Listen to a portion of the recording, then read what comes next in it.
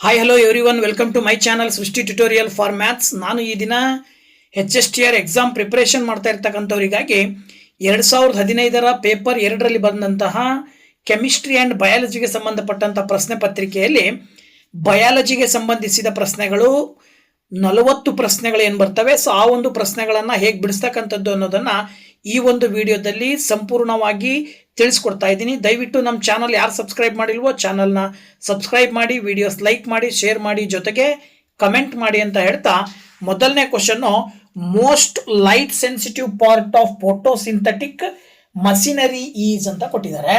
ಅಂದರೆ ದ್ವಿತೀಯ ಸಂಶ್ಲೇಷಣಾ ವ್ಯವಸ್ಥೆಯಲ್ಲಿ ಬೆಳಕಿಗೆ ಅತ್ಯಂತ ಹೆಚ್ಚು ಸೂಕ್ಷ್ಮತೆಯನ್ನು ಹೊಂದಿರುವಂಥ ಭಾಗ ಯಾವುದು? ನಮಗೆ ಗೊತ್ತು, ಫೋಟೋಸಿಂಥಸಿಸ್ ಪ್ರೋಸೆಸ್ಗೆ ಸಹಾಯವನ್ನ ಮಾಡ್ತಕ್ಕಂಥದ್ದು ಸಸ್ಯದ ಎಲೆಗಳಲ್ಲಿ ಇರ್ತಕ್ಕಂತಹ ಕ್ಲೋರೋಪ್ಲಾಸ್ಟ್. ಸೊ ಈ ಒಂದು ಕ್ಲೋರೋಪ್ಲಾಸ್ಟಿನ ಒಳಗಡೆ ಇರ್ತಕ್ಕಂಥ ಫೋಟೋಸಿಸ್ಟಮ್ 2 ಅಂತಕ್ಕಂಥದ್ದು ಏನಿದೆ, ಈ ಒಂದು ಫೋಟೋಸಿಸ್ಟಮ್ 2 ಅಂತಕ್ಕಂಥದ್ದು highly prone to light induced damage and photo inhibition when exposed to excess light energy ಅಂತ ಹೇಳ್ತೀವಿ. ಅಂದರೆ ಯಾವಾಗ ಎಕ್ಸೆಸ್ ಲೈಟ್ ಎನರ್ಜಿ ಎಕ್ಸ್ಪೋಸ್ ಆಗುತ್ತೋ ಆ ಒಂದು ಸಂದರ್ಭದಲ್ಲಿ ಅತ್ಯಂತ ಸೂಕ್ಷ್ಮತೆಯನ್ನು ಹೆಚ್ಚು ಮಾಡ್ತಕ್ಕಂಥದ್ದು, ಅತ್ಯಂತ ಸೂಕ್ಷ್ಮತೆಯನ್ನು ಒಳಗೊಂಡಿರ್ತಕ್ಕಂಥದ್ದು, ಎಕ್ಸೆಸ್ ಎಕ್ಸ್ಪೋಸ್ಡ್ ಲೈಟ್ ಬಂದರೂ ಕೂಡ ತಡ್ಕೊಂಡಿರ್ತಕ್ಕಂಥ ಒಂದು ಕೆಪಾಸಿಟಿಯನ್ನು ಹೊಂದಿರತಕ್ಕಂಥದ್ದು ಯಾವ್ದಪ್ಪ ಅಂದರೆ ಅದು ಫೋಟೋಸಿಸ್ಟಮ್ 2 ಅಂತ ಹೇಳ್ತೀವಿ. ಸೊ ಹಾಗಾಗಿ ನೀವು ಆಪ್ಷನ್ 2 ಉತ್ತರವನ್ನಾಗಿ ಆಯ್ಕೆ ಮಾಡಬೇಕಾಗತ್ತೆ. ಅದಾದ ನಂತರದಲ್ಲಿ 42ನೇ ಪ್ರಶ್ನೆ, ಜೆನೆಟಿಕ್ ಡಾರ್ಫ್ಸ್ ಆರ್ ಆಫನ್ ಡೆಫಿಸಿಯೆಂಟ್ ಇನ್ ಅಂತ ಕೊಟ್ಟಿದ್ದಾರೆ. ಸಾಧಾರಣವಾಗಿ ಅನುವಂಶೀಯ ಕುಬ್ಜಗಳಲ್ಲಿ ಈ ಸಸ್ಯ ಹಾರ್ಮೋನಿನ ಕೊರತೆ ಇರುತ್ತದೆ. ಸಾಮಾನ್ಯವಾಗಿ ಸಸ್ಯಗಳ ಬೆಳವಣಿಗೆಯನ್ನ ನಿರ್ಧಾರ ಮಾಡ್ತಕ್ಕಂಥ ಒಂದು ಪ್ರಮುಖವಾದಂತಹ ಒಂದು ಹಾರ್ಮೋನ್ ಯಾವುದಪ್ಪ ಅಂದರೆ ಅದು ಗಿಬ್ಬರ್ಲಿನ್. ಸೊ ಸಸ್ಯಗಳು ಎತ್ತರವಾಗಿ ಬೆಳಿಬೇಕಾ ಅಥವಾ ಚಿಕ್ಕದಾಗಿ ಬೆಳಿತಾವ ಅಂತಕ್ಕಂಥದ್ದು ಡಿಪೆಂಡ್ ಆಗಿರೋದು ಸಸ್ಯಗಳಲ್ಲಿ ಸಾಮಾನ್ಯವಾಗಿರ್ತಕ್ಕಂಥ ಒಂದು ಹಾರ್ಮೋನು ಗಿಬ್ಬರ್ಲಿನ್ ಅಂತಕ್ಕಂಥದ್ದು. ಸೊ ದಟ್ ಈ ಗಿಬ್ಬರ್ಲಿನ್ ಅಂತಕ್ಕಂಥ ಒಂದು ಹಾರ್ಮೋನಿನ ಕೊರತೆಯಿಂದಾಗಿ ಸಾಧಾರಣವಾದಂತಹ ಅನುವಂಶೀಯ ಕುಬ್ಜತೆಯನ್ನು ನಾವು ನೋಡ್ತೀವಿ. ಸೊ ಈ ಒಂದು ಜೆನೆಟಿಕ್ ಡ್ರಾಫ್ಟ್ಸ್ಗೆ ಕಾರಣ ಗಿಬ್ಬರ್ಲಿನ್. ಸೊ ಆಪ್ಷನ್ 3 ನೀವು ಉತ್ತರವನ್ನಾಗಿ ಆಯ್ಕೆ ಮಾಡ್ತೀರಾ. ಸೊ ನೆಕ್ಸ್ಟ್ ಬಂದ್ಬಿಟ್ಟು 43ನೇ ಕ್ವಶನ್ ಹೇಳ್ತಾ ಇದೆ, salinity in soil is caused by. ಅಂದ್ರೆ ಮಣ್ಣಿನ ಒಂದು ಲವಣತ್ವದ ಕಾರಣ ಯಾವುದು? ಕೆಳಗಡೆ ಕೊಟ್ಟಂತವುಗಳಲ್ಲಿ ಮಣ್ಣಿನ ಒಂದು ಲವಣತ್ವವನ್ನ ಯಾವುದರಿಂದ ಹೇಳ್ತೀವಿ ಅಂತೇಳಿ. ಸಾಮಾನ್ಯವಾಗಿ ಇಲ್ಲಿ ನಾವು ಏನು ಹೇಳ್ತೀವಿ ಅಂತ ಹೇಳಿದ್ರೆ accumulation of soluble mineral in the soil. ಅಂದ್ರೆ ಮಣ್ಣಿನಲ್ಲಿ ನೀರಿನ ಕರಗುವ ಖನಿಜಗಳ ಶೇಖರಣೆಯ ಆಧಾರದ ಮೇಲೆ ಮಣ್ಣಿನ ಒಂದು ಲವಣತ್ವವನ್ನ ಹೇಳ್ತೀವಿ. ಅಂದ್ರೆ ಮಣ್ಣಿನಲ್ಲಿ ನೀರಿನೊಂದಿಗೆ ಯಾವ್ಯಾವ ರೀತಿಯ ಖನಿಜಗಳು ಶೇಖರಣೆ ಆಗಿರ್ತಾವಲ್ಲ, ಆ ಖನಿಜಗಳು ಶೇಖರಣೆ ಆಗಿರುವ ಪ್ರಮಾಣದ ಆಧಾರದ ಮೇಲೆ ಮಣ್ಣಿನ ಒಂದು ಸ್ಯಾಲಿನಿಟಿ ಎಷ್ಟು ಅಂತಕ್ಕಂಥದ್ದನ್ನು ನಾವು ಹೇಳ್ತೀವಿ. ಸೊ ಇದರ ಆಧಾರದ ಮೇಲೆ ಸಾಮಾನ್ಯವಾಗಿ ನಾವೇನು ಮಾಡ್ತೀವಿ ಅಂದರೆ ಮಣ್ಣಿನಲ್ಲಿ ರೂಟ್ ಜೋನ್ ಇರ್ತಕ್ಕಂಥದ್ದನ್ನು ನೋಡ್ತೀವಿ. ಸೊ ಆ ಒಂದು ರೂಟ್ ಜೋನ್ ಅಥವಾ ಟಾಪ್ ಲೇಯರ್ನಲ್ಲಿ ಅಂದರೆ ಟಾಪ್ ಲೇಯರ್ ಆಫ್ ಸಾಯಿಲ್ನಲ್ಲಿ ಹೆಚ್ಚಿನ ಪ್ರಮಾಣದ ಮಿನರಲ್ಸ್ಗಳನ್ನು ಒಳಗೊಂಡಿರಬೇಕು. ಸೊ ಆ ರೀತಿ ಹೆಚ್ಚಿನ ಪ್ರಮಾಣದ ಮಿನರಲ್ಸ್ಗಳನ್ನು ಹಿಡಿದಿಟ್ಕೊಳ್ಳೋದು ಯಾವಾಗಪ್ಪ ಅಂತ ಹೇಳಿದ್ರೆ ಅದು ಮಣ್ಣಿನಲ್ಲಿ ನೀರಿನ ಕರಗುವ ಖನಿಜಗಳ ಒಂದು ಶೇಖರಣೆಯ ಆಧಾರದ ಮೇಲೆ. ಆಪ್ಷನ್ 4 ನೀವು ಉತ್ತರವನ್ನಾಗಿ ಹೇಳಬೇಕಾಗತ್ತೆ. ನೆಕ್ಸ್ಟ್ ಪ್ರಶ್ನೆ, climax community is in the state of ಅಂತ ಕೊಟ್ಟಿದ್ದಾರೆ. ಪರಾಕಾಷ್ಠ ಸಮುದಾಯದ ಕ್ಲೈಮ್ಯಾಕ್ಸ್ ಕಮ್ಯುನಿಟಿ ಅಂದ್ರೆ ಸಮುದಾಯದ ಪರಿಸ್ಥಿತಿ ಹೀಗೆ ಇರುತ್ತದೆ ಅಂತ ಕೊಟ್ಟಿದ್ದಾರೆ. ನೀವು ಅದನ್ನು ನಾವೇನಂತ ಕರಿತೀವಿ ಅಂದರೆ ಸಮತೋಲನ ಅಂದರೆ ಈಕ್ವಿಲಿಬ್ರಿಯಂ ಅಂತ ಕರಿತೀವಿ. ಸಾಮಾನ್ಯವಾಗಿ climax community represents the final and stable stage of ecological succession that remains in dynamic equilibrium with its local climate and environment ಅಂತ ಕರಿತೀವಿ. ಅಂದರೆ ಇಲ್ಲಿ ಕ್ಲೈಮ್ಯಾಕ್ಸ್ ಕಮ್ಯುನಿಟಿ ಅಂದ್ರೇನೆ ಅದರ ಅರ್ಥ ಏನಪ್ಪ ಅಂದರೆ ಕೊನೆಯ ಹಂತದ ಮತ್ತೆ ಸ್ಥಿರವಾದಂತಹ ಒಂದು ಸಮುದಾಯದ ಪರಾಕಾಷ್ಠೆಯನ್ನು ತೋರಿಸ್ತದೆ. ಸೊ ಹಾಗಾಗಿ ಕ್ಲೈಮ್ಯಾಕ್ಸ್ ಕಮ್ಯುನಿಟಿಯನ್ನು ಯಾವ ಸ್ಟೇಜಲ್ಲಿ ಹೇಳ್ತೀವಿ, ಯಾವ ಸ್ಟೇಟಲ್ಲಿ ಹೇಳ್ತೀವಿ ಅಂದರೆ ಅದು ಏನಾಗಿರುತ್ತೆ, ಈಕ್ವಿಲಿಬ್ರಿಯಂ ಅಂದರೆ ಸಮತೋಲನ. ಸೊ ದಟ್ ಆಪ್ಷನ್ 1 ಸರಿಯಾದ ಉತ್ತರವನ್ನಾಗಿ ಆಯ್ಕೆ ಮಾಡ್ತೀರಾ. Next question, the most diversified communities on earth ಅಂತ ಕೊಟ್ಟಿದ್ದಾರೆ. ಭೂಮಿಯ ಮೇಲೆ ಅತ್ಯಂತ ಹೆಚ್ಚಿನ ವೈವಿಧ್ಯತೆಯನ್ನ ಒಳಗೊಂಡಂತಹ ಜೀವ ಸಮುದಾಯ ಯಾವುದು ಅಂತ. ಸೊ ಅದನ್ನು ನಾವು ಸುಲಭವಾಗಿ ಹೇಳ್ಬೋದು. ಯಾವುದಪ್ಪ ಅಂದರೆ ಅದು ಉಷ್ಣವಲಯದ ಮಳೆಕಾಡು ಅಂತ ಕರಿತೀವಿ. ಅಂದರೆ tropical ever green rain forest. ಇಲ್ಲಿ ನಾವು ಬೇರೆ ಒಂದು ಟ್ರಾಫಿಕಲ್ಗೆ ಸಂಬಂಧಪಟ್ಟ ಹಾಗೆ ನಾವು ನೋಡಿದಾಗ ಅಬ್ಸರ್ವ್ ಮಾಡಿದರೆ ಈ ಒಂದು ಟ್ರಾಫಿಕಲ್ ರೈನ್ ಫಾರೆಸ್ಟ್ಗಳಲ್ಲಿ ಹೈಯೆಸ್ಟ್ ಲೆವೆಲ್ ಆಫ್ ಸ್ಪೀಸೀಸನ್ನು ನೋಡ್ತೀವಿ, ಜೊತೆಗೆ ಅವುಗಳ ಒಂದು ಬಯೋಡೈವರ್ಸಿಟಿಯನ್ನು ನೋಡ್ತೀವಿ ಯಾವುದೇ ಒಂದು ಟೆರೆಸ್ಟ್ರಿಯಲ್ ಎಕೋಸಿಸ್ಟಮ್ನಲ್ಲಿ. ಒಟ್ಟಾರೆಯಾಗಿ ಕಂಪ್ಲೀಟ್ ಟೆರೆಸ್ಟ್ರಿಯಲ್ ಎಕೋಸಿಸ್ಟಮಲ್ಲಿ ಅತಿ ಹೆಚ್ಚು ಜೀವಿಗಳನ್ನು, ಅತಿ ಹೆಚ್ಚು ಪ್ರಭೇದದ ಜೀವಿಗಳು ವಾಸ ಮಾಡ್ತಾ ಇರ್ತಕ್ಕಂಥದ್ದು ಸಾಮಾನ್ಯವಾಗಿ ಉಷ್ಣವಲಯದ ಮಳೆಕಾಡುಗಳಲ್ಲಿ. ಸೊ ಹಾಗಾಗಿ ನೀವು option 2 tropical ever green rain forest ಅನ್ನು ನೀವು ಉತ್ತರವನ್ನಾಗಿ ಆಯ್ಕೆ ಮಾಡ್ತೀರಾ. So next question, decomposition rate is high in ಅಂತ ಕೊಟ್ಟಿದ್ದಾರೆ. ಈ ಕೆಳಕಂಡ ಪರಿಸ್ಥಿತಿಗಳಲ್ಲಿ ವಿಭಜನಾ ಪ್ರಕ್ರಿಯೆಯ ದರವು ಯಾವ ಸಂದರ್ಭದಲ್ಲಿ ಹೆಚ್ಚಾಗಿರುತ್ತೆ? ಸಾಮಾನ್ಯವಾಗಿ ಈ ಒಂದು ವಿಭಜನಾ ಪ್ರಕ್ರಿಯೆ ಅಂತ ಹೇಳಿದ್ರೆ ಏನು, ಯಾವುದೇ ಒಂದು ಮೈಕ್ರೋ ಆರ್ಗಾನಿಸಮ್ಸ್ಗಳು ತಮ್ಮ ಕ್ರಿಯೆಯನ್ನು ನಡೆಸೋದ್ರ ಮೂಲಕ ಡಿಕಾಂಪೋಸಿಷನ್ ಪ್ರೋಸೆಸ್ ಅನ್ನ ಹೈ ಲೆವೆಲ್ನಲ್ಲಿ ಮಾಡಬೇಕು ಅಂತ ಹೇಳಿದ್ರೆ ವಾರ್ಮ್ತ್ ಅಂಡ್ ಮಾಯಿಶ್ಚರ್ ಅಂತಕ್ಕಂಥ ಒಂದು ಕ್ಲೈಮೇಟ್ ಅನ್ನು ಹೊಂದಿದ್ರೆ, ಇಂತಹ ಒಂದು ಕಂಡೀಷನ್ ಇದ್ದಾಗ ಸುಲಭವಾಗಿ ಆ ಒಂದು ಏನಾಗುತ್ತೆ ಅಂತ ಹೇಳಿದ್ರೆ ಮೈಕ್ರೋಬ್ಸ್ ಮತ್ತೆ ಯಾವುದೇ ಒಂದು ಫಂಗೈಗಳು ಏನು ಮಾಡ್ತವೆ ಅಂದರೆ ಆರ್ಗ್ಯಾನಿಕ್ ಮ್ಯಾಟರ್ ಅನ್ನ ಬ್ರೇಕ್ ಡೌನ್ ಮಾಡೋದ್ರ ಮೂಲಕವಾಗಿ ಅದನ್ನ ಕಂಪ್ಲೀಟ್ ಆಗಿ ಕೊಳೆಯೋ ರೀತಿನಲ್ಲಿ ನೋಡ್ಕೊಳ್ತವೆ. ಹಾಗಾಗಿ ನೀವು ಇದಕ್ಕೆ ಸಂಬಂಧಪಟ್ಟ ಹಾಗೆ 4ನೇ ಆಪ್ಷನ್ ಏನಿದೆಯಲ್ಲ, warm temperature and moisture condition, ಅಧಿಕ ತಾಪಮಾನ ಇರಬೇಕು ಮತ್ತೆ ತೇವಾಂಶ ಇರಬೇಕು. ಈ ರೀತಿಯ ಅಧಿಕ ತಾಪಮಾನ ಮತ್ತು ತೇವಾಂಶ ಇದ್ದಾಗ ಮಾತ್ರ ಸುಲಭವಾಗಿ ಮೈಕ್ರೋ ಆರ್ಗಾನಿಸಮ್ಸು ಏನ್ ಮಾಡ್ತವೆ, ಡಿಕಾಂಪೋಸಿಷನ್ ಪ್ರೋಸೆಸ್ ಅನ್ನ ಹೈ ಲೆವೆಲ್ ನಲ್ಲಿ ಮಾಡ್ತವೆ. ಹಾಗಾಗಿ ನೀವು ಆಪ್ಷನ್ 4 ಉತ್ತರವನ್ನಾಗಿ ಆಯ್ಕೆ ಮಾಡಬೇಕಾಗತ್ತೆ. Next question, anti rachitic factor is found in ಅಂತ ಕೊಟ್ಟಿದ್ದಾರೆ. ಈ ಕೆಳಗಿನ ವಿಟಮಿನ್ಗಳಲ್ಲಿ ಕುಟಿಲವಾತ ನಿರೋಧಕ ಅಂಶ ಅಥವಾ ಆಂಟಿ ರ್ಯಾಕೈಟಿಕ್ ಅಂಶ ಅಂತ ಹೇಳಿ ಯಾವುದನ್ನ ಕರಿತೀವಿ? ಸಾಮಾನ್ಯವಾಗಿ ಈ ಒಂದು ಆಂಟಿ ರ್ಯಾಕೈಟಿಕ್ ಅಂತ ಹೇಳಿದ್ರೆ ಅದನ್ನ ನಾವು ರಿಕೆಟ್ಸ್ ಅನ್ನ ಕಂಟ್ರೋಲ್ ಮಾಡುವಂಥದ್ದು, ರಿಕೆಟ್ಸ್ ಕಾಯಿಲೆ ಬರದೇ ಇರುವಂತದ್ದನ್ನ ಕಂಟ್ರೋಲ್ ಮಾಡುವಂತ ವಿಟಮಿನ್ ಯಾವುದು? ಸಾಮಾನ್ಯವಾಗಿ ಕ್ಯಾಲ್ಸಿಯಂ ಅನ್ನ ಅಬ್ಸರ್ವ್ ಮಾಡ್ಕೊಳ್ಳೋದ್ರ ಮೂಲಕವಾಗಿ ರಿಕೆಟ್ ಕಾಯಿಲೆ ಬರದೇ ಇರೋ ರೀತಿಯಲ್ಲಿ ತಡೆಗಟ್ಟುವಂತ ಕೆಲಸವನ್ನ ವಿಟಮಿನ್ ಡಿ ಮಾಡುತ್ತೆ. ಹಾಗಾಗಿ ನೀವು ವಿಟಮಿನ್ ಡಿ ಅನ್ನ ಅಥವಾ ಜೀವಸತ್ವ ಡಿ ಅನ್ನ ಇದಕ್ಕೆ ಉತ್ತರವನ್ನಾಗಿ ಆಯ್ಕೆ ಮಾಡಬೇಕು. ರಿಕೆಟ್ಸ್ ಬರದೇ ಇರೋ ರೀತಿಯಲ್ಲಿ ತಡೆಗಟ್ಟೋದನ್ನೇ ನಾವು ಆಂಟಿ ರ್ಯಾಕೈಟಿಕ್ ಅಂತ ಕರಿತೀವಿ. ಸೊ ಅದರ ಆಧಾರದ ಮೇಲೆ ಆಪ್ಷನ್ 3 ಉತ್ತರವನ್ನಾಗಿ ಹೇಳಬೇಕಾಗತ್ತೆ. ಹಾಗೆ 48ನೇ ಕ್ವಶನ್, ದ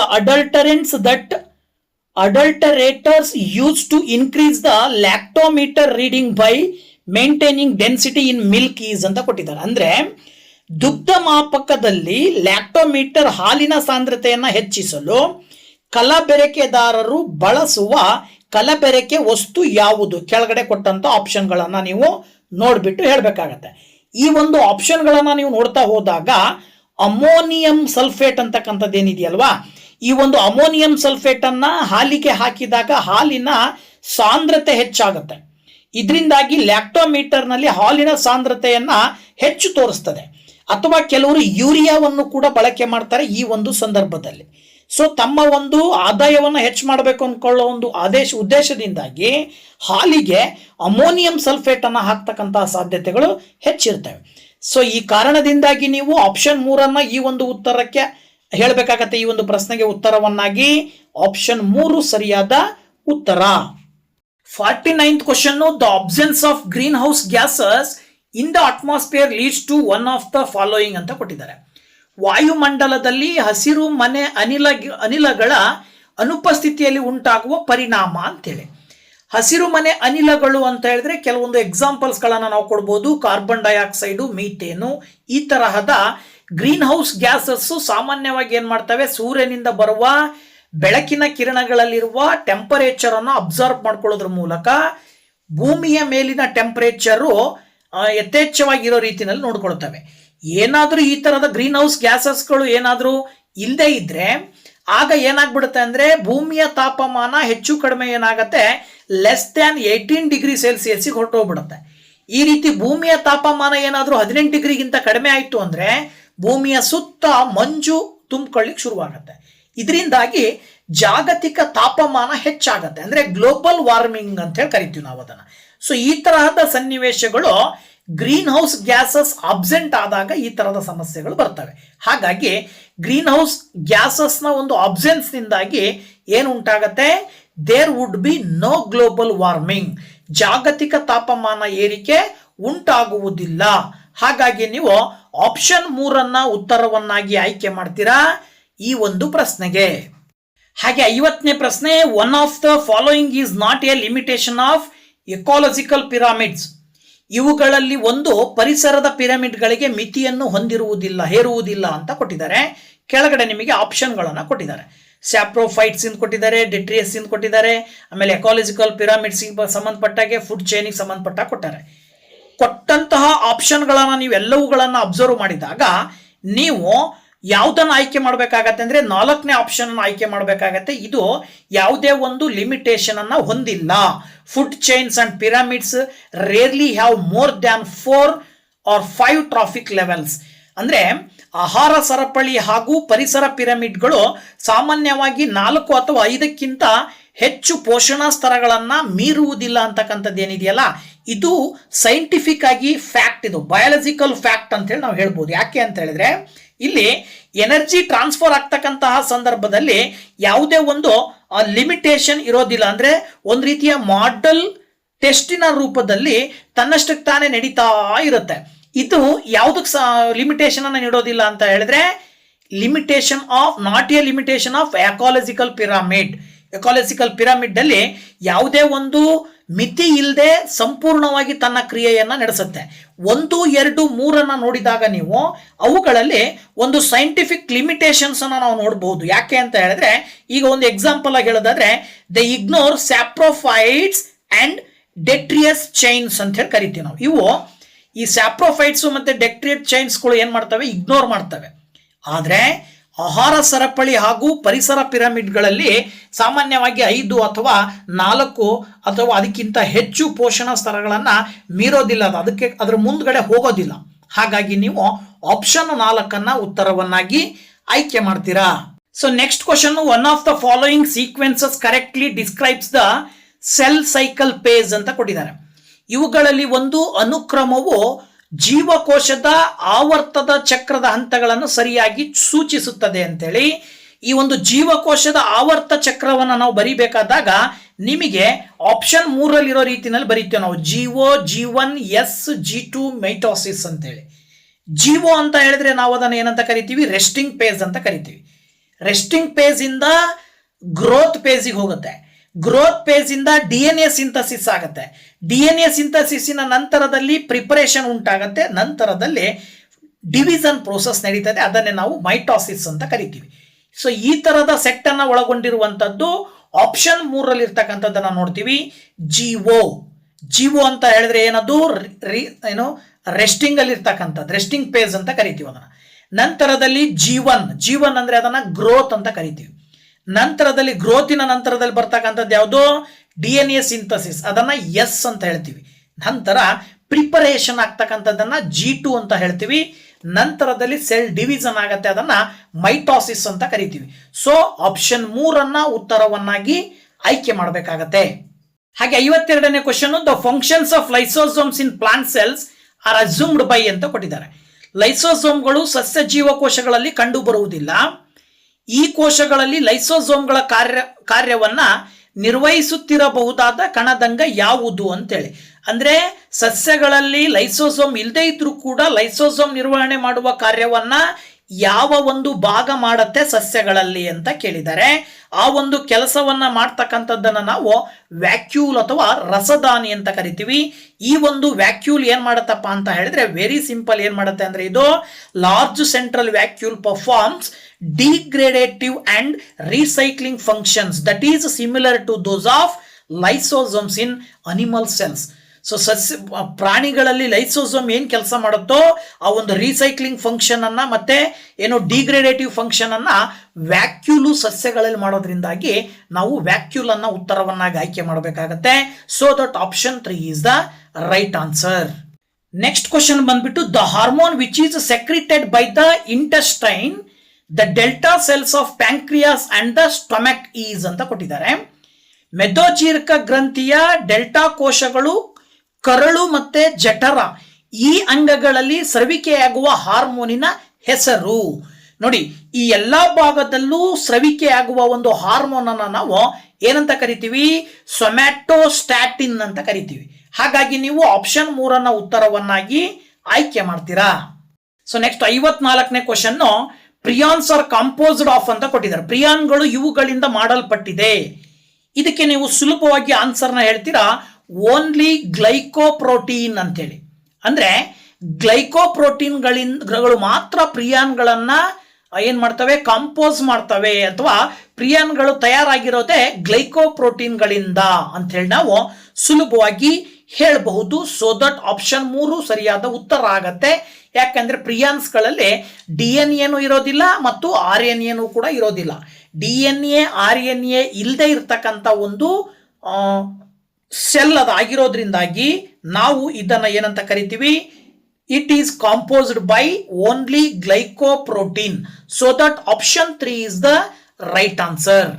ಹಾಗೆ 55ನೇ question, the organism which is estimated to produce 1/4 of atmospheric oxygen is ಅಂತ ಕೊಟ್ಟಿದ್ದಾರೆ. ವಾತಾವರಣದಲ್ಲಿರುವ ಆಮ್ಲಜನಕದ ಸುಮಾರು 1/4 ಭಾಗದಷ್ಟು ಆಮ್ಲಜನಕವನ್ನ ಈ ಕೆಳಕಂಡ ಒಂದು ಜೀವಿ ಉತ್ಪಾದಿಸುತ್ತದೆ ಎಂದು ಅಂದಾಜಿಸಲಾಗಿದೆ. ನೋಡಿ, ಕೆಳಗಡೆ ಇರುವಂತ ಒಂದು ಜೀವಿ ವಾತಾವರಣದಲ್ಲಿರುವ 25% ಪ್ರಮಾಣದ ಆಮ್ಲಜನಕವನ್ನ ತಯಾರು ಮಾಡುತ್ತೆ. ಅದು ಯಾವುದು? ಸೊ ಅದು ಯಾವುದಪ್ಪ ಅಂತ ಹೇಳಿದ್ರೆ ನಾವು ಅದನ್ನ ಡಯಾಟಮ್ಸ್ ಅಂತ ಕರಿತೀವಿ.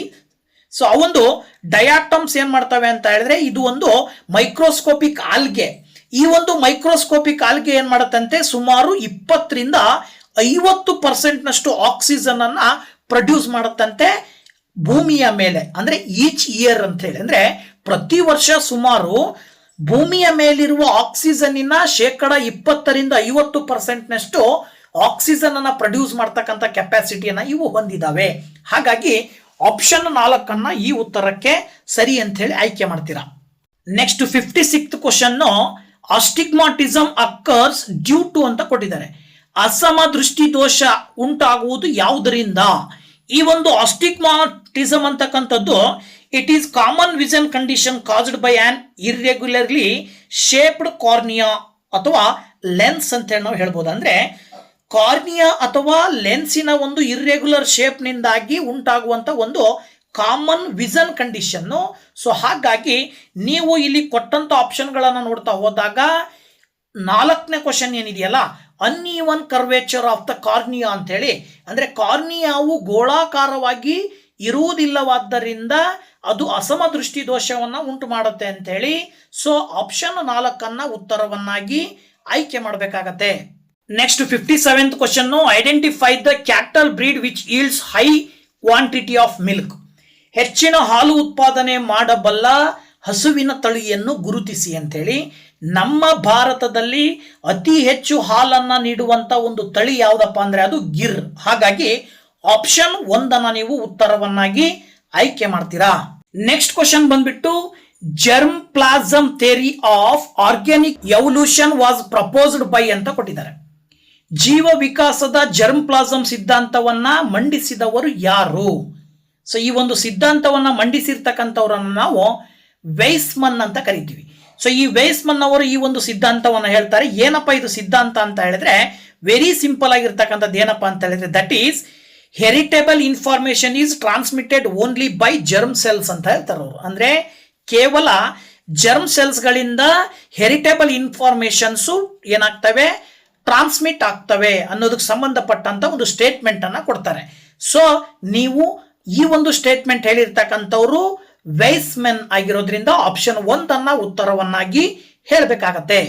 ಹಾಗೆ ನೆಕ್ಸ್ಟ್ ಕ್ವಶನ್ ನೋಡೋದಾದ್ರೆ, the term that defines the formation of comparable external body parts with comparable bone structures but having different function in different vertebrates is ಅಂತ ಕೊಟ್ಟಿದ್ದಾರೆ. ಇಲ್ಲಿ ಒಂದು ಸ್ಟೇಟ್ಮೆಂಟ್ ಕೊಟ್ಟಿದ್ದಾರೆ. ಏನಪ್ಪಾ ಅದು ಸ್ಟೇಟ್ಮೆಂಟ್ ಅಂದ್ರೆ, ವಿವಿಧ ಕಶೇರುಕಗಳ ಅಂದ್ರೆ ವರ್ಟಿಬ್ರೇಟ್ಸ್ಗಳ ನಡುವೆ ಹೊಂದಾಣಿಕೆಯಾಗುವಂತಹ ಮೂಳೆಗಳುಳ್ಳ ದೇಹದ ಭಾಗಗಳಿದ್ದು ಇವು ವಿವಿಧ ಕಾರ್ಯಗಳನ್ನು ಮಾಡುತ್ತವೆ. ಇದನ್ನ ಅರ್ಥೈಸುವಂತಹ ಪದ ಯಾವುದು ಅಂತ ಕೊಟ್ಟಿದ್ದಾರೆ. ಅದನ್ನ ನಾವು ಸಮರೂಪಿ ಅಂಗಗಳು, ಹೋಮೋಲಾಗಸ್ ಸ್ಟ್ರಕ್ಚರ್ ತಮಗೆಲ್ಲರಿಗೂ ಕೂಡ ಗೊತ್ತಿರ್ತಕ್ಕಂಥದ್ದು. ಅಂದ್ರೆ ಆಕಾರಗಳು ಒಂದೇ ರೀತಿಯಾಗಿದ್ರೂ ಕೂಡ ಅವುಗಳ ಕಾರ್ಯಗಳು ಬೇರೆ ಬೇರೆ ಆಗಿರ್ತವೆ.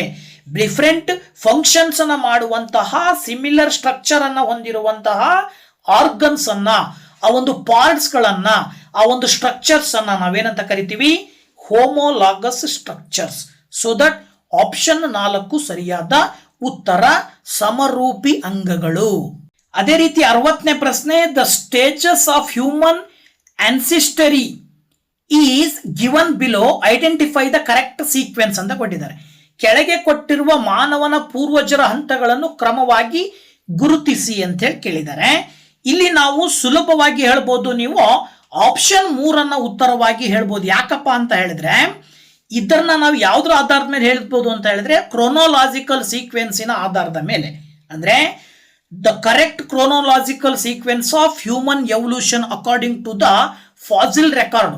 ಫಾಸಿಲ್ ರೆಕಾರ್ಡ್ಗಳ ಆಧಾರದ ಮೇಲೆ ಒಂದು ಸೀಕ್ವೆನ್ಸ್ ಬರುತ್ತೆ, ಕ್ರೋನೋಲಾಜಿಕಲ್ ಸೀಕ್ವೆನ್ಸ್. ಆ ಕ್ರೋನೋಲಾಜಿಕಲ್ ಸೀಕ್ವೆನ್ಸ್ ಏನ್ ಹೇಳುತ್ತಪ್ಪ ಅಂತ ಹೇಳಿದ್ರೆ ಆಪ್ಷನ್ 3 ಕೊಟ್ಟಿದಾರಲ್ವಾ. ಸೊ ಆ ಒಂದು ಆಪ್ಷನ್ 3 ಕೊಟ್ಟಿರೋ ರೀತಿಯಲ್ಲಿ ಹೇಳೋದಾದ್ರೆ homo habilis, homo erectus, homo neanderthalensis and homo sapiens. ಇದರ ಆಧಾರದ ಮೇಲೆ ನೀವು ಆಪ್ಷನ್ 3 ಉತ್ತರವನ್ನಾಗಿ ಹೇಳಬೇಕಾಗತ್ತೆ ಈ ಒಂದು ಪ್ರಶ್ನೆಗೆ.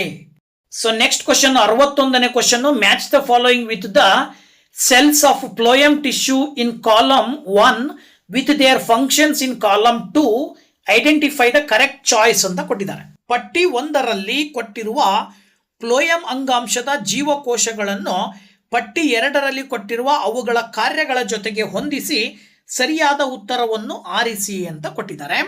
ಸೊ ಇದಕ್ಕೆ ಸಂಬಂಧಪಟ್ಟಾಗೆ ನೀವು ನೋಡೋದಾದ್ರೆ ಒಂದೊಂದಾಗಿ ನೋಡ್ತಾ ಹೋದಾಗ ಅವೆಲ್ಲವುಗಳ ಲಕ್ಷಣಗಳನ್ನ ನೋಡ್ತಾ ಹೋದಾಗ ಮತ್ತೆ ಅವುಗಳ ಕಾರ್ಯಗಳನ್ನ ನೀವು ಅಬ್ಸರ್ವ್ ಮಾಡ್ತಾ ಬಂದಾಗ ಆಪ್ಷನ್ 3 ಕೊಟ್ಟಿದಾರಲ್ವಾ, PTRS ಅಂತಕ್ಕಂಥದ್ದನ್ನ ನೀವು ಉತ್ತರವನ್ನಾಗಿ ಹೇಳ್ಬೇಕಾಗತ್ತೆ. ಅಂದ್ರೆ ಎಗೆ ಏನ ಕಾರ್ಯವನ್ನ ಪಿ ಅಂದ್ರೆ, ಬಿ ನ ಕಾರ್ಯ ಟಿ, ಸಿ ನ ಕಾರ್ಯ ಆರ್, ಡಿ ನ ಕಾರ್ಯ ಎಸ್. ಈ ರೀತಿನಲ್ಲಿ ನೀವು ಆ ಒಂದು ಕಾರ್ಯಗಳನ್ನ ನೀವು ಮ್ಯಾಚ್ ಮಾಡಬೇಕಾಗತ್ತೆ. So that option 3 is the right answer. ಅದೇ ರೀತಿನಲ್ಲಿ 62ನೇ ಕ್ವಶನ್ ಬಂದ್ಬಿಟ್ಟು the nucleosides of DNA R ಅಂತ ಕೊಟ್ಟಿದ್ದಾರೆ. DNA ಅಣುವಿನಲ್ಲಿ ಕಂಡು ಬರುವ ನ್ಯೂಕ್ಲಿಯೋಸೈಡ್ಗಳು ಯಾವುವು? ವೆರಿ ಸಿಂಪಲ್ ಆಗಿ ನೀವು ಇದಕ್ಕೆ ಉತ್ತರವನ್ನ ಕೊಡಬಹುದು. ಡಿಆಕ್ಸಿ ರೈಬೋಸ್ ಶುಗರ್ ಮತ್ತೆ ನೈಟ್ರೋಜನ್ ಬೇಸ್ ಅಂತ ಹೇಳಿ ಇವುಗಳನ್ನ ನಾವು ಏನಂತ ಕರಿತೀವಿ? ನ್ಯೂಕ್ಲಿಯೋಸೈಡ್ಸ್ ಆಫ್ DNA ಅಂತ ಹೇಳ್ಬಿಟ್ಟು ಕರಿತೀವಿ. ಗೊತ್ತಾಯ್ತಲ್ವಾ? ಸೊ ಹಾಗಾಗಿ ನೀವು ಈ ಒಂದು ಪ್ರಶ್ನೆಗೆ 2ನೇ ಆಪ್ಷನ್ ಅನ್ನ ಉತ್ತರವನ್ನಾಗಿ ಹೇಳಬೇಕಾಗತ್ತೆ. ಸೊ ನೆಕ್ಸ್ಟ್ 63rd ಕ್ವಶನ್ ಬಂದ್ಬಿಟ್ಟು if an individual is heterozygous for both characters as in F1 ಇನ್ Mendelian dihybrid inheritance is test crossed with the double recessive, the phenotypic ratio obtained is ಅಂತ ಕೊಟ್ಟಿದ್ದಾರೆ. ಅಂದ್ರೆ ಮೆಂಡಲಿನ್ ಅವರ ಡೈಹೈಬ್ರಿಡ್ಡಿನ ಅನುವಂಶೀಯತೆಯ F1 ನಲ್ಲಿ ಇದ್ದಂತೆ ಒಂದು ಜೀವಿಯು 2 ಗುಣಲಕ್ಷಣಗಳಿಗೆ ಏನಂತ ಕರಿತೀವಿ ನಾವು? ಅದನ್ನ ಹೆಟರೋಜೈಗಸ್ ಆಗಿ ದ್ವಿಗುಣ ಗೌಣದ ಜೊತೆ ಟೆಸ್ಟ್ ಕ್ರಾಸ್ ಮಾಡಿದಾಗ ದೊರೆಯುವಂತ ಒಂದು ಫಿನೋಟೈಪ್ ನ ಅನುಪಾತ F1 ಆಗಿರೋದ್ರಿಂದಾಗಿ ಇಲ್ಲಿ ಹೆಟರೋಜೈಗಸ್ಗೆ ಸಂಬಂಧಪಟ್ಟಾಗೆ ಎಕ್ಸ್ಪ್ಲೇನ್ ಮಾಡಬೇಕಾದಾಗ ಅನುಪಾತ ಏನ್ ಬರುತ್ತೆ ಅಂದ್ರೆ ಎಲ್ಲವೂ ಕೂಡ ಸಮ ಬರ್ತವೆ. ಅಂದ್ರೆ 1:1:1:1. ಸೊ ದಟ್ ಆಪ್ಷನ್ 2 ಈ ಒಂದು ಪ್ರಶ್ನೆಗೆ ಉತ್ತರವನ್ನಾಗಿ ಹೇಳ್ತೀರಾ. Next the female reproductive part polysiphonia is called ಅಂತ ಕೊಟ್ಟಿದ್ದಾರೆ. ಪಾಲಿಸೈಫೋನಿಯಾದ ಹೆಣ್ಣು ಸಂತಾನೋತ್ಪತ್ತಿಯ ಒಂದು ಅಂಗದ ಹೆಸರು, ಅದನ್ನ ನಾವು ಏನಂತ ಕರಿತೀವಪ್ಪ ಅಂತ ಹೇಳಿದ್ರೆ ಕಾರ್ಫೋಗಾನಿಯಂ ಅಂತ ಹೇಳಿ ಕರಿತೀವಿ. ಸೊ ದಟ್ ನೀವು ಆಪ್ಷನ್ 2 ಸರಿಯಾದ ಉತ್ತರ ಅಂತ ಹೇಳಿ ಆಯ್ಕೆ ಮಾಡಬೇಕಾಗತ್ತೆ. ಹಾಗೆ next question mulberry, tussar and muga are the varieties of ಅಂತ ಕೊಟ್ಟಿದ್ದಾರೆ. ಅಂದ್ರೆ ಮೆಲ್ಬೆರಿ, ಟಸಾರ್ ಮತ್ತು ಮುಗಾ ಇವುಗಳನ್ನ ನಾವು ಏನಂತ ಕರಿತೀವಿ? ಎಲ್ಲರಿಗೂ ಕೂಡ ಗೊತ್ತಿರ್ತಕ್ಕಂಥದ್ದು ಇವುಗಳು ಒಂದು ಸ್ವಾಭಾವಿಕ ರೇಷ್ಮೆಗೆ ಸಂಬಂಧಪಟ್ಟಂತಹ ತಳಿಗಳಿವು. ಅಂದ್ರೆ ಇವುಗಳನ್ನ ನಾವು ನ್ಯಾಚುರಲ್ ಸಿಲ್ಕ್ಸ್ ಅಂತ ಹೇಳ್ಬಿಟ್ಟು ಕರಿತೀವಿ. ಸೊ ದಟ್ ನೀವು ಆಪ್ಷನ್ 3 ಇದಕ್ಕೆ ಉತ್ತರವನ್ನಾಗಿ ಹೇಳ್ತೀರಾ. ಹಾಗೆ 66ನೇ question, the bee species which is not possible to domesticate is ಅಂತ ಹೇಳಿ ಕೊಟ್ಟಿದ್ದಾರೆ. ಅಂದ್ರೆ ಸಾಕಾಣಿಕೆ ಮಾಡಲು ಸಾಧ್ಯವಿಲ್ಲದ ಜೇನುನೊಣದ ಪ್ರಭೇದವನ್ನು ಗುರುತಿಸಿ. ಯಾವ್ದಪ್ಪ ಅದು ಅಂತ ಹೇಳಿದ್ರೆ ಎಪಿಸ್ ಡಾರ್ಸೆಟಾ ಅಂತ ಕರಿತೀವಿ. So option 3. ಯಾಕೆ ಅಂತ ಹೇಳಿದ್ರೆ ಇದು ಹೈ ಮೈಗ್ರೇಟಿವ್ ಆಗಿರ್ತದೆ, ಜೊತೆಗೆ ಅಗ್ರೆಸಿವ್ ಆಗಿರ್ತಕ್ಕಂಥ ನೇಚರ್ ಅನ್ನ ಹೊಂದಿರುತ್ತೆ. ಇದರಿಂದಾಗಿ ದಟ್ ಈಸ್ ಇಂಪಾಸಿಬಲ್ ಟು ಡೊಮೆಸ್ಟಿಕೇಟ್ ಅಂತ ಹೇಳಿ ಕರಿತೀವಿ ನಾವು. ಹಾಗಾಗಿ ನೀವು ಆಪ್ಷನ್ 3 ಸರಿಯಾದ ಉತ್ತರವನ್ನಾಗಿ ಆಯ್ಕೆ ಮಾಡಬೇಕಾಗತ್ತೆ. ಹಾಗೆ 67ನೇ ಪ್ರಶ್ನೆ, the connecting link between annelida and arthropoda ಅಂತ ಕೊಟ್ಟಿದ್ದಾರೆ. ವಲಯವಂತು ಮತ್ತು ಕೀಲ್ಗಾಲಿಗಳ ನಡುವಿನ ಸಂಯೋಜಕ ಕೊಂಡಿಯನ್ನು ಗುರುತಿಸಿ. ಯಾವ್ದಪ್ಪ ಅದು ಅಂತ ಹೇಳಿದ್ರೆ ಪೆರಿಪ್ಯಾಟಸ್ ಅನ್ನ ನಾವು ಏನಂತ ಕರಿತೀವಿ, connecting link between annelida and arthropoda ಅಂತ ಕರಿತೀವಿ. ರೀಸನ್ ಇಷ್ಟೇ, ಇದು ಅನಿಲಿಡಾ ಮತ್ತು ಆರ್ಥೋಪೋಡಾಗಳಿಗಿರುವಂತಹ ಸಂಬಂಧಗಳನ್ನ ಅಂದ್ರೆ ಹೋಲಿಕೆಗಳನ್ನ ಇದು ಹೊಂದಿರುತ್ತೆ. ಅನಿಲಿಡಾದ ಹೋಲಿಕೆಗಳು ಸೆಗ್ಮೆಂಟೆಡ್ ಬಾಡಿಯನ್ನು ಹೊಂದಿದ್ರೆ ಆರ್ಥೋಪೋಡಾಗಳು ಜಾಯಿಂಟೆಡ್ ಲೆಗ್ಸ್ ಅನ್ನು ಹೊಂದಿರ್ತವೆ. ಈ ಎರಡು ಲಕ್ಷಣಗಳನ್ನ ಪೆರಿಪ್ಯಾಟಸ್ ಹೊಂದಿರುತ್ತೆ. ಹಾಗಾಗಿ ನಾವು ಇದನ್ನ connecting link between annelida and arthropoda ಅಂತ ಹೇಳ್ಬಿಟ್ಟು ಕರಿತೀವಿ. So that option 3 is the right answer. So 68ನೇ question, the technique of DNA fingerprinting has been developed by. DNA ಬೆರಳಚ್ಚು ತಂತ್ರಜ್ಞಾನವನ್ನ ಅಭಿವೃದ್ಧಿಪಡಿಸಿದವರು ಯಾರು? ಅವರು ಅಲೆಕ್ ಜೆಫ್ರಿಸ್ ಅಂತಕ್ಕಂಥವ್ರು 1984ರಲ್ಲಿ ಈ ಒಂದು DNA ಫಿಂಗರ್ ಪ್ರಿಂಟಿಂಗ್ ಟೆಕ್ನಿಕ್ ಅನ್ನ ಬಳಕೆ ಮಾಡ್ತಾರೆ, ಅದನ್ನ ಕಂಡುಹಿಡಿತಾರೆ. ಸೊ ಹಾಗಾಗಿ ಅಭಿವೃದ್ಧಿಪಡಿಸ್ತಾರೆ. ಹಾಗಾಗಿ ನೀವು ಆಪ್ಷನ್ 4 ಉತ್ತರವನ್ನಾಗಿ ಆಯ್ಕೆ ಮಾಡಬೇಕಾಗತ್ತೆ, ಅಲೆಕ್ ಜೆಫ್ರಿಸ್. ಓಕೆ. ಹಾಗೆ 69th ಕ್ವಶನ್ ಏನಪ್ಪಾ ಅಂತ ಹೇಳಿದ್ರೆ elasmobranchii is the group which includes ಅಂತ ಕೊಟ್ಟಿದ್ದಾರೆ. ಈ ಕೆಳಗಂಡ ಮೀನುಗಳ ಪೈಕಿ ಒಂದು ಎಲಾಸ್ಮೋ ಬ್ರಾಂಕೈ ಅಂತಕ್ಕಂಥ ಒಂದು ಗುಂಪಿಗೆ ಸೇರಿರ್ತಕ್ಕಂಥದ್ದು ಯಾವುದು? ಸೊ ಅದು ಯಾವ್ದಪ್ಪ ಅಂತ ಹೇಳಿದ್ರೆ ಮೃದ್ವಸ್ತಿ ಮೀನು, ಕಾರ್ಟಿಲೇಜಿನಿಯಸ್ ಫಿಶಸ್ ಅಂತ ಕರಿತೀವಿ. ಯಾಕೆ ಅಂತ ಹೇಳಿದ್ರೆ ಇಲ್ಲಿ ನಾವು ಸಾಮಾನ್ಯವಾಗಿ ಈ ಒಂದು ಎಲಾಸ್ಮೋ ಬ್ರಾಂಕೈ ಅಂತಕ್ಕಂಥದ್ದು ಒಂದು ಸಬ್ ಕ್ಲಾಸ್ ಆಫ್ ಕ್ಯಾಂಡ್ರೋಸೈಟಿಸ್ ಅಂತ ಹೇಳಿ ಕರಿತೀವಿ. ಇದರಲ್ಲಿ ಫಿಶ್ ಇರ್ತವೆ. ಸೊ ಜೊತೆಗೆ skeletons made of cartilage rather than bones such as sharks, rays and sketches. ಅಂದ್ರೆ ಇಲ್ಲಿ ಮುಳ್ಳುಗಳು ಜೊತೆಗೆ ಬೋನ್ಸ್ ಅನ್ನ ಒಳಗೊಂಡಂತಹ ಒಂದು ಕ್ಲಾಸ್ ಇದು. ಸೊ ಹಾಗಾಗಿ ಇದರಲ್ಲಿ ನಿಮಗೆ ಕಾರ್ಟಿಲೇಜಿನಿಯಸ್ ಫಿಶಸ್ ಅಂತ ಏನ್ ಕರಿತೀರಿ ನೀವು, ಮೃದ್ವಸ್ತಿ ಮೀನು ಅಂತ ಹೇಳಿ ಕರಿತೀರಿ. ಈ ಒಂದು ಮೃದ್ವಸ್ತಿ ಮೀನು ಅಂತಕ್ಕಂಥದ್ದು ಇದ್ರ ಒಳಗಡೆ ಮೂಳೆಗಳು ಮತ್ತು ಮುಳ್ಳುಗಳನ್ನು ಹೊಂದಿರತಕ್ಕಂಥ ಒಂದು ಮೀನು ಇದಾಗಿರೋದ್ರಿಂದ ಇದು ಎಲಾಸ್ಮೋ ಬ್ರಾಂಕೈ ಅಂತಕ್ಕಂಥ ಗುಂಪಿಗೆ ಸೇರುತ್ತೆ. ಹಾಗಾಗಿ ಆಪ್ಷನ್ 3 ಸರಿಯಾದ ಉತ್ತರವನ್ನಾಗಿ ಆಯ್ಕೆ ಮಾಡ್ತೀರಾ. ಸೊ ಹಾಗೆ 70th ಕ್ವಶನ್ ಬಂದ್ಬಿಟ್ಟು read the statements A and B, indicate the correct choice from these given below ಅಂತ ಕೊಟ್ಟಿದ್ದಾರೆ. ಹೇಳಿಕೆಗಳಿದಾವೆ, ಹೇಳಿಕೆ ಎ ಮತ್ತೆ ಹೇಳಿಕೆ ಬಿ ಗಳನ್ನು ನೋಡಿ ಸರಿಯಾದ ಉತ್ತರವನ್ನು ಆಯ್ಕೆ ಮಾಡಿ. ಹೇಳಿಕೆ ಎ ಹೇಳುತ್ತೆ insulin is small protein, it consist of 51 amino acids in a and B chains ಅಂತ ಹೇಳ್ತದೆ. ಅದೇ ರೀತಿ ಅಂದ್ರೆ ಎ ಇನ್ಸುಲಿನ್ ಒಂದು ಸಣ್ಣ ಪ್ರೋಟೀನ್ ಆಗಿದ್ದು ಇದರ ಒಳಗಡೆ ಎ ಮತ್ತು ಬಿ ಸರಪಳಿಗಳಿದ್ದಾವೆ, ಇದರಲ್ಲಿ 51 ಅಮೈನೋ ಆಮ್ಲಗಳನ್ನ ಹೊಂದಿದೆ ಅಂತ ಹೇಳ್ತಾರೆ. ಇನ್ನೊಂದು ಸ್ಟೇಟ್ಮೆಂಟ್ ಬಿ ಹೇಳುತ್ತೆ, ಏನ್ ಹೇಳುತ್ತಪ್ಪ ಅದು ಸ್ಟೇಟ್ಮೆಂಟ್ ಅಂತ ಹೇಳಿದ್ರೆ polypeptide chain consists of 21 amino acids and B polypeptide chain has 30 amino acids ಅಂತ ಹೇಳುತ್ತೆ. ಅಂದ್ರೆ ಎ ಪಾಲಿಪೆಪ್ಟೈಡ್ ಸರಪಳಿಯಲ್ಲಿ 21 ಅಮೈನೋ ಆಮ್ಲಗಳನ್ನು ಮತ್ತು ಬಿ ಪಾಲಿಪೆಪ್ಟೈಡ್ ಸರಪಳಿಯಲ್ಲಿ 30 ಅಮೈನೋ ಆಮ್ಲಗಳನ್ನ ಹೊಂದಿದೆ. ಜೊತೆಗೆ ಈ ಸರಪಳಿಗಳು ಡೈಸಲ್ಫೈಡ್ ಬಂಧಗಳ ಮೂಲಕ ಜೋಡಿಸಲ್ಪಟ್ಟಿದೆ ಅಂತ ಕೊಟ್ಟಿದ್ದಾರೆ. ಅಂದ್ರೆ these chains are linked by ಏನೋ ಡೈಸಲ್ಫೈಡ್ ಬಾಂಡ್ ಅಂತೇಳಿ. ಈ ಎರಡು ಸ್ಟೇಟ್ಮೆಂಟ್ಗಳಲ್ಲಿ ಸರಿಯಾದ ಸ್ಟೇಟ್ಮೆಂಟ್ ಯಾವುದು? ಸೊ ಇದು ಸರಿಯಾದ ಸ್ಟೇಟ್ಮೆಂಟ್ ಅನ್ನು ನೀವು 4 ನೋಡ್ತಾ ಹೋದಾಗ ಎರಡೂ ಹೇಳಿಕೆಗಳು ಸರಿ ಇದಾವೆ. ಅಂದ್ರೆ ಬೋತ್ ಸ್ಟೇಟ್ಮೆಂಟ್ಸ್ ಆರ್ ಅಂದ್ರೆ A and B are true. ಹೇಳಿಕೆ ಎ ಮತ್ತು ಬಿ ಎರಡೂ ಸರಿಯಾಗಿರೋದ್ರಿಂದಾಗಿ ಆಪ್ಷನ್ 3 ಈ ಒಂದು ಪ್ರಶ್ನೆಗೆ ಉತ್ತರವನ್ನಾಗಿ ಆಯ್ಕೆ ಮಾಡ್ತೀರಾ. ಇನ್ನು ನೆಕ್ಸ್ಟ್ 71ನೇ question, mode of nutrition in earthworm. ಎರೆ ಹುಳುವಿನಲ್ಲಿರುವ ಪೋಷಣ ಕ್ರಮ ಅಂದ್ರೆ ಎರೆಹುಳುಗಳು ಯಾವ ರೀತಿಯ ತಮಗೆ ಬೇಕಾಗಿರುವ ಆಹಾರವನ್ನ ಅಥವಾ ಪೋಷಣೆಯನ್ನ ಪಡ್ಕೊಳ್ತವೆ. ಸೊ ಇದಕ್ಕೆ ಸಂಬಂಧಪಟ್ಟ ಹಾಗೆ ನಾವು ಅದನ್ನ ಹೋಲೋಜೋಯಿಕ್ ಅಂತ ಕರಿತೀವಿ. ಯಾಕಪ್ಪ ಅಂತ ಹೇಳಿದ್ರೆ ಇದು ಒಂದು mode of nutrition in earthworm as they ingest organic matter from the soil. ಇದು ಭೂಮಿಯಲ್ಲಿರುವಂತಹ ಮಣ್ಣಿನಿಂದ ಆರ್ಗ್ಯಾನಿಕ್ ಮ್ಯಾಟರ್ ಅಂತ ಏನ್ ಕರಿತೀವಲ್ಲ ನಾವು, ಬೇರೆ ಬೇರೆ ರೀತಿಯಲ್ಲಿರುವಂತಹ ಆರ್ಗ್ಯಾನಿಕ್ ಮ್ಯಾಟರ್ ಅಂದ್ರೆ ಕೊಳಕನ್ನ ಒಳಗೊಂಡಂತ ಅಂಶ ಏನಿದೆಯಲ್ಲ ಅದನ್ನ ಆಹಾರವನ್ನಾಗಿ ಸ್ವೀಕರಿಸ್ತಕ್ಕಂಥದ್ದನ್ನೇ ಹೋಲೋಜೋಯಿಕ್ ಅಂತ ಹೇಳಿ ಕರಿತೀವಿ. ಈ ಒಂದು ಹೋಲೋಜೋಯಿಕ್ ಅಂತಕ್ಕಂಥ ವಿಧಾನದ ಮೂಲಕವಾಗಿ ಏನ್ ಮಾಡುತ್ತೆ, ಅರ್ಥ್ವಾರ್ಮ್ ನ್ಯೂಟ್ರಿಷನ್ ಅನ್ನ ಪಡ್ಕೊಳ್ಳುತ್ತೆ. ಸೊ ದಟ್ ಆಪ್ಷನ್ 1 ಸರಿಯಾದ ಉತ್ತರ. ಇನ್ನು next, the culturing of undifferentiated cell mass which are initiated from an explant of seedling or other plant tissue source is ಅಂತ ಕೊಟ್ಟಿದ್ದಾರೆ.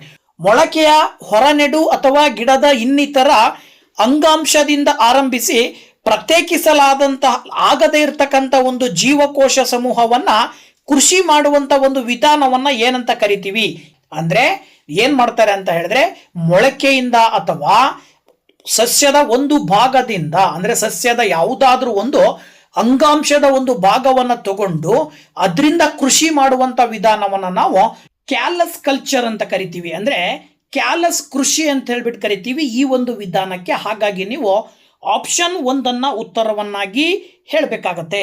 73ನೇ ಕ್ವಶನ್ ನೋಡೋದಾದ್ರೆ, the technique which is carried out to confirm the presence of foreign DNA in the offsprings is. ಸಂತತಿಯಲ್ಲಿ ಪರಕೀಯ DNA ಇರುವಿಕೆಯನ್ನು ದೃಢಪಡಿಸಲು ಇರುವ ತಾಂತ್ರಿಕ ವಿಧಾನದ ಹೆಸರು. ನಿಮಗೆ ಇಲ್ಲಿ ಕೊಟ್ಟಂತ ಆಪ್ಷನ್ಗಳನ್ನ ನೀವು ನೋಡ್ತಾ ಹೋದಾಗ ಯಾವ್ದಪ್ಪ ಅಂದ್ರೆ ಅದು ಟೈಲ್ ಬ್ಲಾಟ್ ಅಂತ ಹೇಳಿ ಕೊಟ್ಟಿದ್ದಾರೆ. ಇದಕ್ಕೆ ಇನ್ನೊಂದು ಹೆಸರು ಅಥವಾ ಇದು ಒಂದು this is one of the form of southern blotting ಅಂತ ಹೇಳಿ ಕರಿತೀವಿ ನಾವು. ಇದರ ಒಂದು ಕೆಲಸನೇ ಏನಪ್ಪಾ ಅಂತ ಹೇಳಿದ್ರೆ confirm the integration of foreign DNA in of spring. So that ನೀವು ಕೊಟ್ಟಂತ ಆಪ್ಷನ್ಗಳಲ್ಲಿ ಆಪ್ಷನ್ 2 ಟೈಲ್ ಬ್ಲಾಟ್ ಅಂತ ಹೇಳಿ ಏನ್ ಕೊಟ್ಟಿದ್ದಾರೆ ಇದನ್ನ ಉತ್ತರವನ್ನಾಗಿ ಆಯ್ಕೆ ಮಾಡ್ತೀರಾ.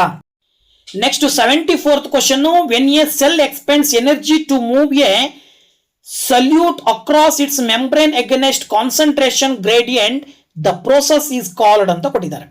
ಒಂದು ಜೀವಕೋಶವು ಸಾಂದ್ರತೆಯ ಮಟ್ಟಕ್ಕೆ ವಿರುದ್ಧವಾಗಿ ಅದರ ಪದರದ ಮೂಲಕ ಶಕ್ತಿಯನ್ನು ವಿಸ್ತರಿಸಿದಾಗ ಈ ಪ್ರಕ್ರಿಯೆಯನ್ನು ಹೀಗೆ ಕರೆಯುವರು. ವೆರಿ ಸಿಂಪಲ್, ಇದನ್ನ ನಾವು ಆಕ್ಟಿವ್ ಟ್ರಾನ್ಸ್ಪೋರ್ಟ್ ಅಂತ ಕರಿತೀವಿ. ಅಂದ್ರೆ ಕ್ರಿಯಾತ್ಮಕ ಸಾಗಣೆ ಅಂತ ಕರಿತೀವಿ. ಹಾಗಾಗಿ ನೀವು ಆಪ್ಷನ್ 3 ಈ ಒಂದು ಉತ್ತರವನ್ನಾಗಿ ಹೇಳಬೇಕಾಗತ್ತೆ 74ನೇ ಪ್ರಶ್ನೆಗೆ. ಮುಂದಿನ question, syphilis is caused by the virus ಅಂತ ಕೊಟ್ಟಿದ್ದಾರೆ. ಈ ರೋಗಾಣುವು ಸಿಫಿಲಿಸ್ ರೋಗಕ್ಕೆ ಕಾರಣವಾಗಿದೆ. ಯಾವ್ದಪ್ಪ ಅದು ಅಂತ ಹೇಳಿದ್ರೆ ಅದನ್ನ ನಾವು ಏನಂತ ಕರಿತೀವಿ ಅಂದ್ರೆ ಟ್ರೆಪೋನಿಮಾ ಪ್ಯಾಲಿಡಮ್ ಅಂತ ಕರಿತೀವಿ. ಆಕ್ಚುಲಿ ಇದನ್ನ ಬ್ಯಾಕ್ಟೀರಿಯಂ ಅಂತ ಹೇಳಿ ಕೂಡ ಕರೀತಾರೆ. ಸೊ ದಟ್ ಆನ್ಸರ್ ಬಂದ್ಬಿಟ್ಟು ಟ್ರೆಪೋನಿಮಾ ಪ್ಯಾಲಿಡಮ್ ಅಂತ ಹೇಳಿ ನೀವು ಉತ್ತರವನ್ನಾಗಿ ಹೇಳ್ಬೋದು. ಇದು ಸ್ಟಡಿ ಪ್ರಕಾರವಾಗಿ ಇದನ್ನ ನಾವು ಏನಂತ ಕರಿತೀವಿ, ಒಂದು ಬ್ಯಾಕ್ಟೀರಿಯಂ ಅಂತ ಹೇಳ್ಬಿಟ್ಟು ಕರಿತೀವಿ. ಸೊ ಆಪ್ಷನ್ 4 ನೀವು ಉತ್ತರವನ್ನಾಗಿ ಆಯ್ಕೆ ಮಾಡ್ತೀರಾ. ಹಾಗೆ 76ನೇ question, the special channels found in plasma membrane for water transport is ಅಂತ ಕೊಟ್ಟಿದ್ದಾರೆ. ನೀರಿನ ಸಾಗಾಣಿಕೆಗೆ ಪ್ಲಾಸ್ಮಾ ಹೊರಪದರದಲ್ಲಿ ಕಂಡುಬರುವ ವಿಶೇಷ ವಾಹಿನಿಗಳ ಹೆಸರು. ಅವುಗಳನ್ನು ನಾವು ಅಕ್ವಾಪೋರಿನ್ಸ್ ಅಂತ ಹೇಳ್ಬಿಟ್ಟು ಕರಿತೀವಿ.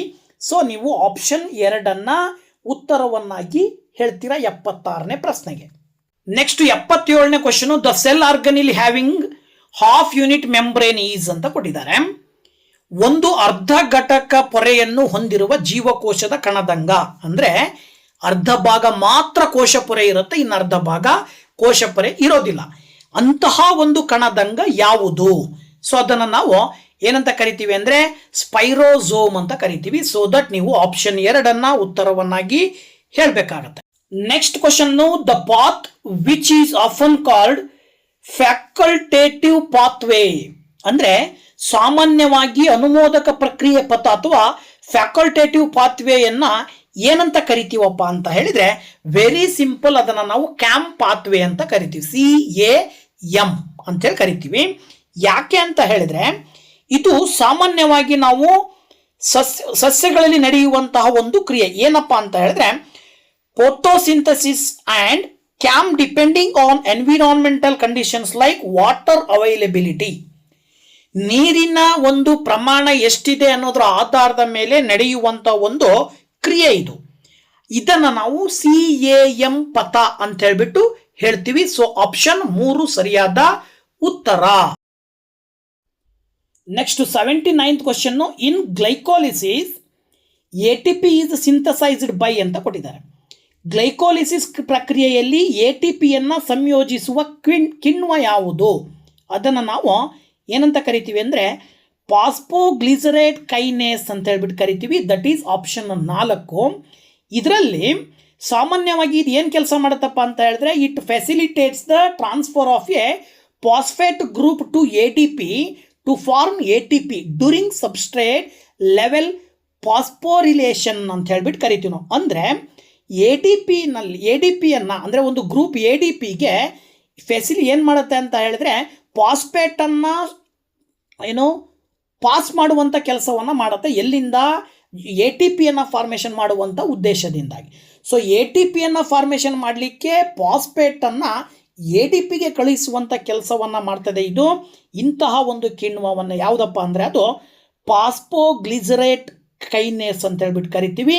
ಸೊ ಆಪ್ಷನ್ 4 79ನೇ ಪ್ರಶ್ನೆಗೆ ಉತ್ತರವನ್ನಾಗಿ ಹೇಳಬೇಕಾಗತ್ತೆ. ನೆಕ್ಸ್ಟ್ ಕ್ವಶನ್ ಬಂದ್ಬಿಟ್ಟು chlorosis in leaves is generally due to deficiency of ಅಂತ ಕೊಟ್ಟಿದ್ದಾರೆ. ಸಾಮಾನ್ಯವಾಗಿ ಈ ಧಾತುಗಳ ಕೊರತೆ ಸಸ್ಯಗಳ ಎಲೆಗಳಲ್ಲಿ ಕ್ಲೋರೋಸಿಸ್ ಉಂಟು ಮಾಡುತ್ತದೆ ಅಂತೇಳಿ. ಯಾವ್ಯಾವ ಒಂದು ಕೊರತೆಯಿಂದಾಗಿ ಸಸ್ಯದ ಬಣ್ಣ ಅಥವಾ ಎಲೆಗಳ ಬಣ್ಣ ಯೆಲ್ಲೋ ಕಲರ್ಗೆ ಕನ್ವರ್ಟ್ ಆಗತ್ತೆ, ಇದನ್ನೇ ನಾವು ಕ್ಲೋರೋಸಿಸ್ ಅಂತ ಕರಿತೀವಿ. ಯಾವುದ್ರಿಂದ ಅಂತ ಹೇಳಿದ್ರೆ ಮೆಗ್ನೀಷಿಯಂ, ಯಾವುದು ಮೆಗ್ನೀಷಿಯಂ ಮತ್ತೆ ಐರನ್ನಿನ ಕೊರತೆ ಇದ್ದಾಗ ಸಸ್ಯದ ಎಲೆಗಳು ಹಳದಿ ಬಣ್ಣಕ್ಕೆ ಬರ್ತವೆ. ಇದನ್ನು ನಾವು ಕ್ಲೋರೋಸಿಸ್ ಅಂತ ಕರಿತೀವಿ. ಸೊ ಆಪ್ಷನ್ 1 ನೀವು ಉತ್ತರವನ್ನಾಗಿ ಹೇಳಬೇಕಾಗತ್ತೆ 80ನೇ ಪ್ರಶ್ನೆಗೆ. ಸೊ ಈ ಒಂದು ವಿಡಿಯೋದಲ್ಲಿ ಬಯಾಲಜಿ ಅಂದ್ರೆ ಜೀವಶಾಸ್ತ್ರಕ್ಕೆ ಸಂಬಂಧಪಟ್ಟಂತಹ 41ರಿಂದ 80ರವರೆಗೂ ಬರುವಂತಹ ಪ್ರಶ್ನೆಗಳು chemistry and biology part 2 paper 2 2015ನೇ ಪೇಪರ್. ಸೊ ಈ ಒಂದು ಪೇಪರ್ನ ಈ ಪ್ರಶ್ನೆಗಳನ್ನ ವಿಶ್ಲೇಷಣೆಯ ಸಮೇತ ನಿಮ್ಮ ಜೊತೆಗೆ ಹಂಚ್ಕೊಂಡಿದ್ದೀನಿ. ದಯವಿಟ್ಟು ವಿಡಿಯೋ ಇಷ್ಟ ಆದರೆ ಲೈಕ್ ಮಾಡಿ, ಶೇರ್ ಮಾಡಿ, ಹಾಗೆ ಕಮೆಂಟ್ ಮಾಡಿ ಅಂತ ಹೇಳ್ತಾ ಇದೇ ರೀತಿನಲ್ಲಿ ಇದರ ಮುಂದುವರಿದ ಭಾಗವಾಗಿ ಬೋಧನಾ ವಿಧಾನಕ್ಕೆ ಸಂಬಂಧಪಟ್ಟಂತ ಪ್ರಶ್ನೆಗಳು ಬರ್ತವೆ. ಸೊ ಆ ಪ್ರಶ್ನೆಗಳ ಒಂದು ವಿಡಿಯೋದೊಂದಿಗೆ ನೆಕ್ಸ್ಟ್ ಬರ್ತೀನಿ. ಅಲ್ಲಿ ತನಕ ವೇಟ್ ಮಾಡ್ತಾ ಇರಿ ಅಂತ ಹೇಳ್ತಾ once again thank you very much. Bye bye.